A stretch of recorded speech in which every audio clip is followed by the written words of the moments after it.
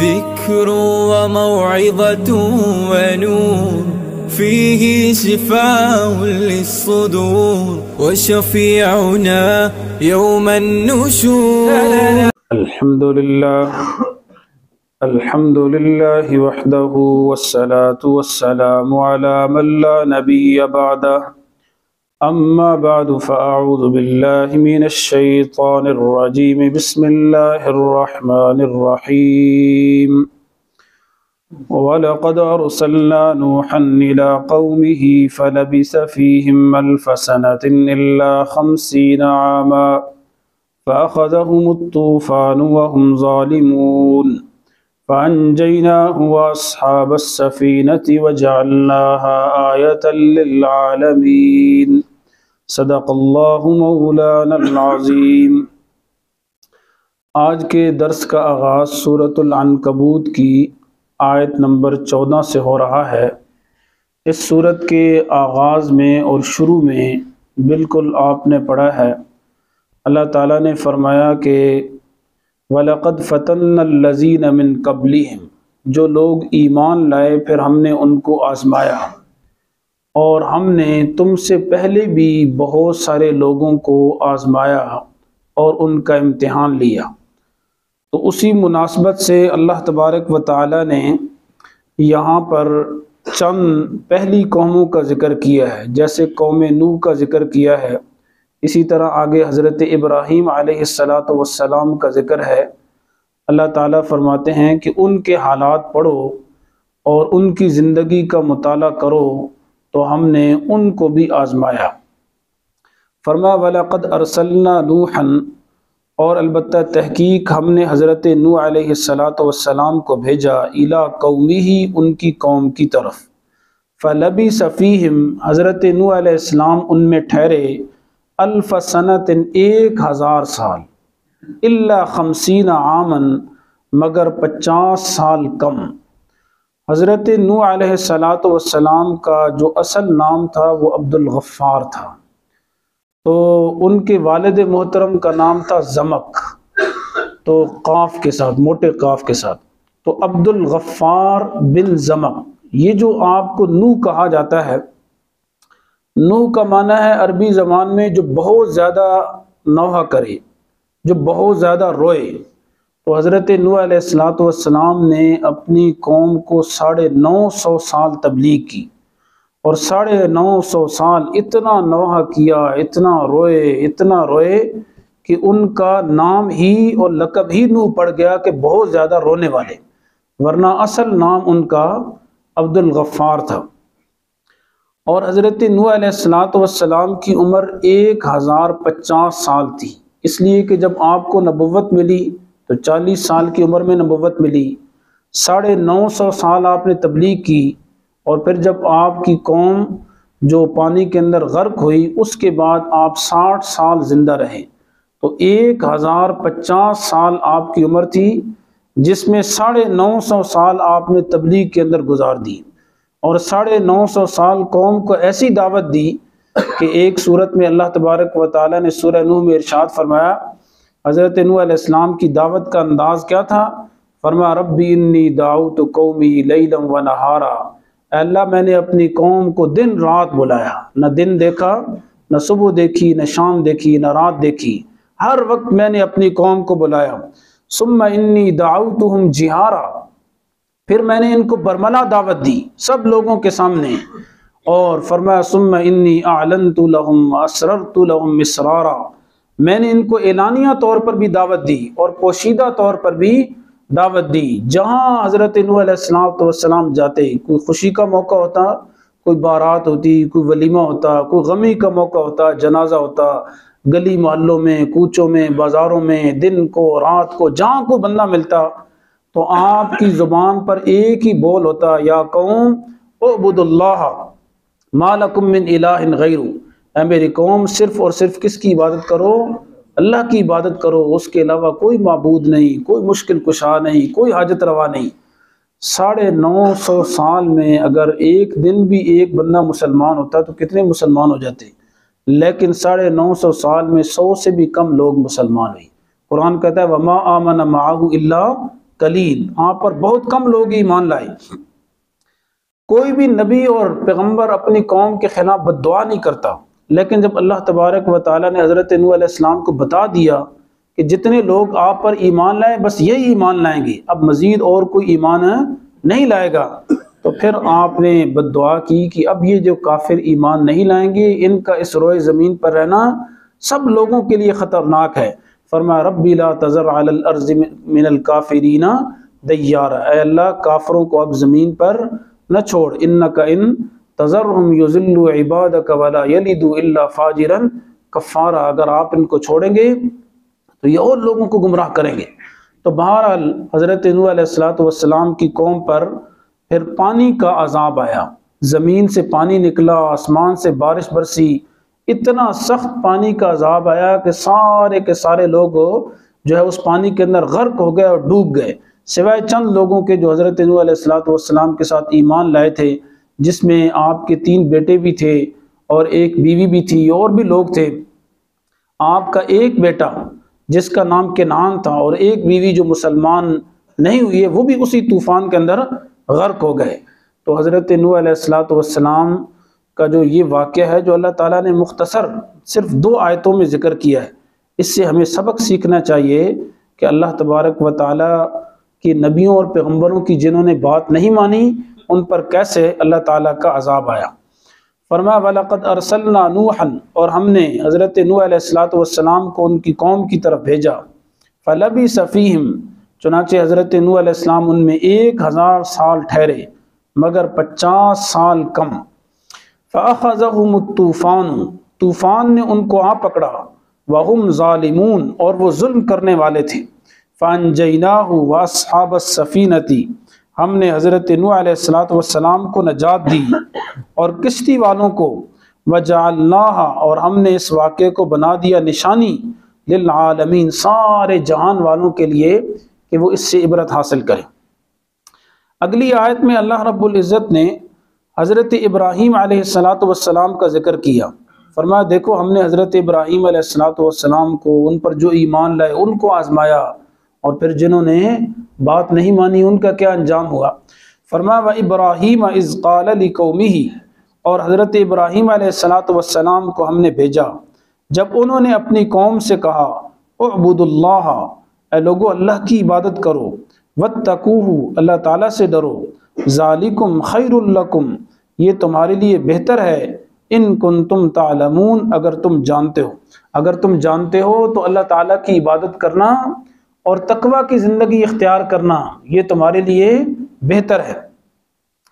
حضرت ابراہیم علیہ السلام کی قوم 2 قسم کے شرک میں مبتلا تھی۔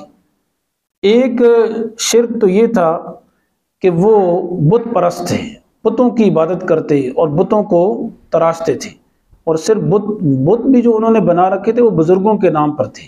یہ نہیں، سب سے پہلے جو شرک کی ابتدا ہوئی تو وہ یہ 5 بزرگ تھے، ود، سوا، یغوث، یعوق اور نصر، جن کا ذکر 29ویں پارے میں ہے۔ یہ 5 بزرگ تھے، لوگوں کو ان سے بڑی عقیدت تھی، بلکہ بعض تفسیر کی کتابوں میں حضرت شاہ عبدالعزیز محدث دہلوی رحمہ اللہ تعالیٰ نے تفسیر عزیزی میں لکھا ہے کہ ود جو ہے یہ حضرت ادریس علیہ السلام کا لقب تھا، اور باقی جو 4 تھے سوا، یغوث، یعوق، نصر، یہ آپ کے 4 نیک اور صالح بیٹے تھے۔ تو جب وہ اس دنیا سے چلے گئے اور وہ بزرگ اللہ والے دنیا سے چلے گئے تو لوگوں نے ان کی یاد میں بت بنائے، اور ان کی یاد میں بت بنا کر آہستہ آہستہ کیا ان کو یاد کرتے، پھر آہستہ آہستہ جو ہے وہ ان کی نظر نیاز دینا شروع کر دی، آہستہ آہستہ ان کے سامنے رکوع کرنا شروع کر دیا۔ پھر ایک وقت ایسا آیا کہ انہی بتوں کو کیا ہے معبود سمجھنے لگے۔ تو بہرحال حضرت ابراہیم علیہ السلام کی قوم میں ایک تو جو ہے وہ اصنام پرست تھے، بت پرستی میں مبتلا تھے، اور حضرت ابراہیم علیہ السلام نے اپنے والد محترم سے کہا تھا اذ قال ابراہیم لابیہ اتتخذ اصناما آلہہ، کیا آپ بتوں کو خدا بناتے ہیں؟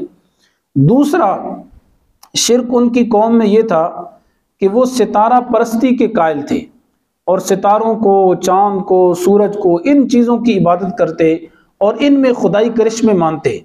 جی یہ بات تو اپنی جگہ پر ٹھیک ہے کہ چاند کی روشنی ہے، اسی طرح سورج کی روشنی ہے، اس سے حرارت پہنچتی ہے، پھلوں کو، سبزیوں کو، غلے اور اناج کو فائدہ پہنچتا ہے، اسی طرح چاند کی روشنی سے فائدہ ہوتا ہے۔ لیکن اس کا یہ مطلب نہیں ہے کہ سورج، ستارے اور چاند ان کے اندر خدائی کرشمے ہیں۔ تو یہ دو قسم کے شرک میں حضرت ابراہیم علیہ السلام کی قوم مبتلا تھی۔ تو اللہ تعالیٰ نے فرمایا انما تعبدون من دون اللہ، بے شک جن کی تم عبادت کرتے ہو اللہ تعالیٰ کے سوا، اوثانا، وہ بت ہیں، وتخلقون افکا، اور تم جھوٹ بناتے ہو۔ تم جو کہتے ہو کہ ستاروں میں خدائی کرشمے ہیں، چاند سورج میں ستائی کرشمے ہیں، یہ جھوٹ کہتے ہو۔ ان الذین تعبدون من دون اللہ، بے شک وہ لوگ جن کی تم عبادت کرتے ہو اللہ کو چھوڑ کر، اللہ کے سوا، لا یملکون لکم رزقا، وہ تمہارے لیے روزی کے اور رزق کے بھی مالک نہیں ہیں۔ اور روزی کے مالک ہونا تو دور کی بات ہے۔ اللہ تعالیٰ نے 17ویں پارے میں ارشاد فرمایا کہ دنیا میں کوئی بڑا سے بڑا آدمی، کوئی خواہ کتنے ہی بڑے درجے پر ہو، جی ولی بزرگ کیوں نہ ہو، تو فرمایا کہ وہ اتنے اللہ تعالیٰ کے سامنے بے بس ہیں، عاجز ہیں، کمزور ہیں۔ اللہ نے ان کی مثال بیان کی، فرمایا یا ایھا الناس ضرب مثل فاستمعوا لہ، اے لوگوں ایک مثال بیان کی جاتی ہے، ذرا کان کی کھڑکیاں کھول کر اس مثال کو سنو۔ فرمایا ان الذین تدعون من دون اللہ لن یخلقوا ذبابا، جن کو تم اللہ کے سوا پکارتے ہو، خواہ وہ بت ہیں، خواہ وہ اللہ کے نیک بندے ہیں، خواہ کوئی بھی مخلوق ہے، فرشتے ہیں، جن و انس ہیں، فرمایا وہ ایک مکھی پیدا نہیں کر سکتے۔ مکھی پیدا تو کرنا تو دور کی بات ہے، فرمایا وَإِن يَسْلُبْهُمُ الذُّبَابُ شَيْئًا، اگر وہ کھانا کھا رہے ہیں، مکھی ان کے کھانے سے کوئی چیز لے کر چلی جائے، فرمایا لا يَسْتَنْقِذُوهُ مِن، تو وہ اسے کھانا بھی نہیں چھڑا سکتے۔ جب اتنے کمزور ہیں تو پھر ان کی عبادت کیسے جائز ہے؟ فرمایا ضعف الطالب والمطلوب، مانگنے والا بھی کمزور ہے، جس سے مانگا جا رہا ہے وہ بھی کمزور ہے۔ طاقتور ہستی اور وہ ہستی جو عبادت کے لائق ہے وہ صرف اور صرف کون ہے؟ اللہ تعالیٰ کی ہے۔ اس لیے اگر کوئی آدمی اپنے کیا ہے کھانے سے مکھی اگر کیا ہے کھانا لے کر چلی جائے، وہ کھانا نہ چھڑا سکے، تو وہ الہ اور معبود تو نہیں ہو سکتا۔ تو بہرحال فرمایا کہ جن لوگوں کی تم عبادت کرتے ہو اللہ تعالیٰ کے سوا، لا یملکون لکم رزقا، وہ تمہارے لیے روزی کے مالک نہیں، فابتغوا عند اللہ الرزق، سو اللہ تعالیٰ کے پاس روزی تلاش کرو، وعبدوہ، اور اللہ تعالیٰ ہی کی عبادت کرو، واشکروا لہ، اللہ تعالیٰ کا شکر ادا کرو، الیہ ترجعون، اسی کی طرف تم لوٹائے جاؤ گے۔ وَإِن تُكَذِّبُوا، اور اگر تم جھٹلاؤ گے، فَقَدْ كَذَّبَ أُمَمٌ مِّن قَبْلِكُمْ، تو تحقیق تم سے پہلے بھی امتوں نے جھٹلایا۔ وَمَا عَلَى الرَّسُولِ، اور رسول کے ذمے نہیں ہے، إِلَّا الْبَلَاغُ الْمُبِينُ، مگر واضح طور پر پہنچا دینا ہے۔ نبی اور پیغمبر کے ذمے اتنا ہی ہے کہ وہ اپنی بات تم تک پہنچا دے، رب کا پیغام پہنچا دے، منوانا اس کے بس میں نہیں ہے۔ آگے اللہ رب العزت نے انسان کی تخلیق کا ذکر کیا ہے۔ یہ درمیان میں کچھ جملے آگے حضرت ابراہیم علیہ السلام کا ذکر چل رہا ہے، آگے بھی ان کا ذکر آئے گا۔ یہ درمیان میں کچھ جملے ایسے ہیں جو اللہ تعالیٰ کی قدرت پر اور اللہ تعالیٰ کی وحدانیت پر دلالت کر رہے ہیں۔ فرمایا دیکھو تم اپنی تخلیق میں غور کرو، اللہ تعالیٰ نے انسان کو کیسے پیدا کیا، کس انداز میں پیدا کیا۔ اور ایک جگہ اللہ نے ارشاد فرمایا وَلَقَدْ خَلَقْنَا الْإِنسَانَ مِنْ صُلَالَةٍ مِّن طِينٍ، ہم نے انسان کو چنی ہوئی مٹی سے پیدا کیا۔ یہ جتنی ہم غذا کھاتے ہیں کہاں سے پیدا ہو رہی ہے؟ مٹی سے ہی پیدا ہو رہی ہے نا۔ جتنے غلے، اناج، سبزیاں، پھل، فروٹ، یہ سب مٹی کی پیداوار ہیں۔ تو اس اعتبار سے فرمایا کہ ہم نے انسان کو چنی ہوئی مٹی سے پیدا کیا۔ ثم جعلناہ نطفۃ فی قرار مکین، پھر جب ہم وہ غذا کھاتے ہیں اس سے نطفہ بنتا ہے، اور پھر جب میاں بیوی کا ملاپ ہوتا ہے تو وہ نطفہ رحم مادر میں قرار پکڑ جاتا ہے۔ فرمایا ثم خلقنا النطفۃ علقۃ، پھر وہ جو نطفہ ہے اس کو ہم جمے ہوئے خون میں تبدیل کرتے ہیں۔ پھر جو جمع ہوا خون ہوتا ہے فرمایا اس کے اوپر پھر کیا ہے، اس کو ہم ہڈیوں میں تبدیل کرتے ہیں، اور پھر اس جمے ہوئے خون کو ہم گوشت کے لوتھڑے میں تبدیل کرتے ہیں، اور فرمایا پھر گوشت کا جو لوتھڑا ہے اس کو ہڈیوں میں تبدیل کرتے ہیں، اور پھر اس ہڈیوں کے اوپر ہم گوشت چڑھاتے ہیں۔ فَكَسَوْنَا الْعِظَامَ لَحْمًا، اور جب ہڈیوں کے اوپر گوشت چڑھاتے ہیں تو آخری مرحلہ یہ ہوتا ہے کہ انسان کے جسم میں روح پھونک دی جاتی ہے، تو پہلے وہ نطفہ تھا، پھر جمع ہوا خون بنا، پھر وہ گوشت کا ایک لوتھڑا بنا، پھر وہ ہڈیاں بنی، پھر ہڈیوں کے اوپر گوشت چڑھا، پھر اللہ تبارک و تعالیٰ نے اس انسان کے اندر روح پھونکی، اور وہ کیسے 8-9 مہینے اور یا اس سے زیادہ عرصہ کیا ہے وہ ماں کے پیٹ میں رہتا ہے اور پھر اس دنیا میں آتا ہے۔ ایک گندے قطرے سے انسان کی تخلیق ہوئی، وہ گندا قطرہ کہ جس سے آدمی نفرت کرتا ہے، لیکن اللہ کی کاریگری اور تخلیق دیکھیں، اللہ نے اس پر کیسی اپنی کاریگری دکھائی کہ جب اسی گندے قطرے سے انسان کی تخلیق کی اور وہ دنیا میں آیا تو داد کے نان کے سب کو دیکھ کر پیار آ گیا، میرا پتر آ گیا ہے سب مٹھائیاں بانٹتے ہیں اور سب خوش ہوتے ہیں کہ میرا کیا ہے پوتا ہو گیا، نواسا ہو گیا، نواسی ہو گئی، بیٹا ہو گیا۔ تو یہ اللہ تبارک و تعالیٰ کی قدرت ہے۔ فرمایا اولم یروا، کیا لوگوں نے نہیں دیکھا اور غور نہیں کیا، کیف یبدئ اللہ الخلق، کیسے اللہ تعالیٰ مخلوق کو پہلی بار پیدا کرتا ہے، ثم یعیدہ، پھر اللہ اس کو لوٹائے گا۔ تو پہلی بار پیدا کرنا مشکل ہے یا دوبارہ پیدا کرنا مشکل ہے؟ پہلی بار پیدا کرنا مشکل ہے، جب آدمی کے سامنے کوئی ڈھانچہ ہی نہ ہو، کوئی نمونہ ہی نہ ہو۔ اللہ تبارک و تعالیٰ نے فرمایا جب میں نے پہلی بار پیدا کر لیا تو دوبارہ پیدا کرنا کیا مشکل ہے۔ ان ذالک علی اللہ یسیر، یہ اللہ پر بہت آسان ہے، یہ اللہ تعالیٰ پر دوبارہ پیدا کرنا بہت آسان ہے۔ قل سیروا فی الارض، فرمایا ان سے کہیے چلو پھرو زمین میں، فانظروا، تم دیکھو، کیف بدأ الخلق، کیسے اللہ تعالیٰ نے ساری مخلوق کو پیدا کیا، ثم اللہ ينشئ النشأۃ الآخرہ، پھر اللہ تعالیٰ اٹھائے گا النشأۃ الآخرہ، دوبارہ اٹھانا۔ ان اللہ علی کل شیء قدیر، اللہ تعالیٰ ہر چیز پر قادر ہے۔ یعذب من یشاء، جب کل قیامت کے دن اللہ کے پاس لوگ جائیں گے اور جمع ہوں گے، فرمایا اللہ جسے چاہے گا سزا دے گا، ویرحم من یشاء، اور جس پر چاہے گا رحم کرے گا، وإلیہ تقلبون، اور اللہ تعالیٰ ہی کی طرف تم لوٹائے جاؤ گے۔ وما انتم بمعجزین فی الارض، اور تم نہیں ہو عاجز کرنے والے زمین میں، ولا فی السماء، اور نہ ہی آسمان میں۔ اللہ تعالیٰ سے بچ کر اور بھاگ کر کہیں بھی نہیں نکل سکتے کہ زمین اور آسمان میں اللہ کو عاجز کر دو، بھاگ جاؤ اور اللہ تبارک و تعالیٰ کی گرفت میں نہ ہو، پکڑ میں نہ ہو۔ فرمایا نہیں، تم کہیں بھی چلے جاؤ، اللہ تعالیٰ کی گرفت اور پکڑ تمہارے اوپر مضبوط ہے۔ فرمایا وما لکم من دون اللہ من ولی، تمہارے لیے اللہ تعالیٰ کے سوا کوئی ولی اور کارساز نہیں، ولا نصیر، اور کوئی مددگار نہیں۔ دو لفظ یہاں پر استعمال ہوئے، ایک ولی اور ایک نصیر۔